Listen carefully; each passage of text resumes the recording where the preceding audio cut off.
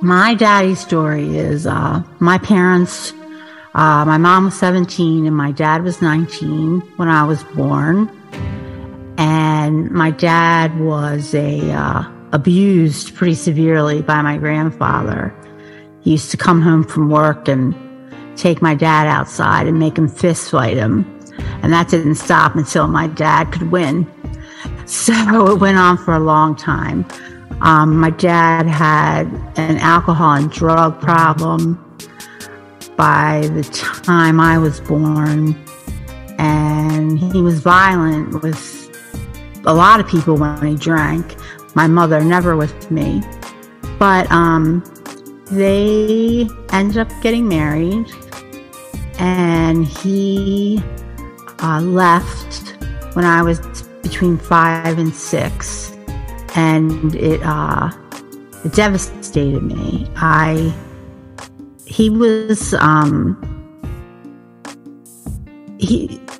People describe him because, I didn't really know him that well. And they'd say, he'd walk into a room and his personality would light it up. He was the funniest guy there, cockiest. My dad was a very good-looking man. And I desperately longed to be with him. And it was a pretty bad breakup between my mother and father. She did a lot of bad-mouthing him to me. And he ended up moving in. We were very poor.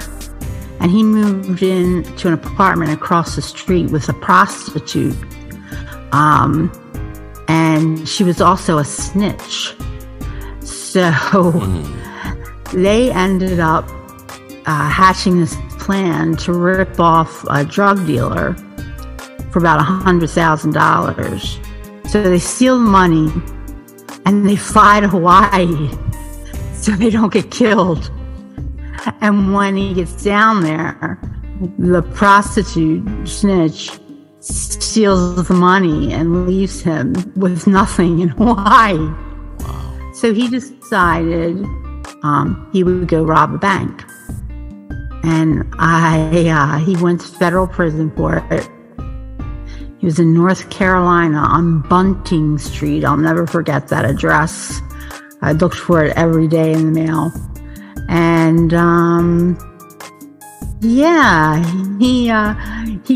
got a weekend leave and he stayed with his mother, my grandmother, and I got to stay over. And he put me to bed one night and I said, can I ask you a question? And he's like, yeah, sure. I said, why did you rob that bank? And he looked at me and he said, because I needed the money. And I was like, oh, okay. So he was in and out of prison through most of and didn't really see me much after that. His drug addiction got worse. His alcoholism got worse. And so I saw him about 4 years before he overdosed. He overdosed on a speedball. And his heart exploded. And he was in the shower when it happened. And there were like 3 other guys in this house. And they took him and his naked body and dropped him on the steps of my aunt and uncle's house. And they opened the door and there was my father's dead body laying there. And so he didn't die with any dignity either. And so he used to party with my cousins. I have 12 cousins on my dad's side of the family. And out of 12 of us, 9 are either in active addiction or recovery. So it's real. Wow.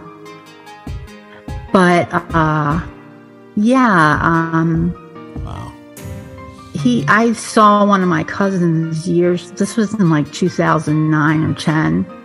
I hadn't seen him for a long time and went out there for Thanksgiving.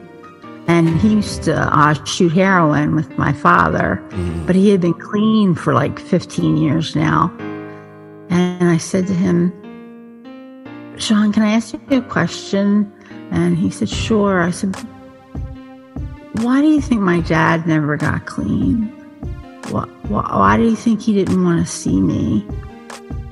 And this grown man, my cousin, tough kid, right?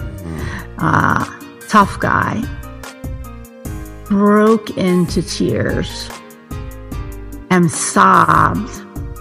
And he looked at me and he said, Stacey, your dad was a great man who never knew it.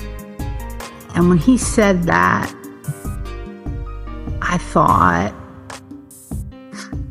that's the legacy I share with my father, that I don't believe in myself enough. I doubt myself. I just want to say, Dr.